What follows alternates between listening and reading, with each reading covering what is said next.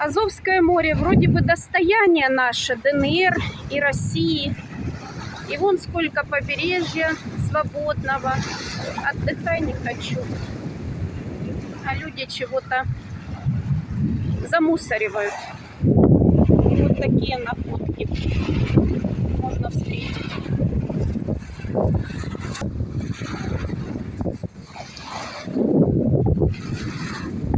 Народ замусоривает. Все места, на которые добрался, отдыхает, везде оставляет после себя свинство.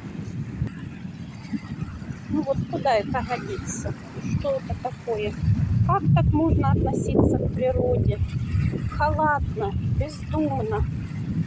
Как же нашей планете больно.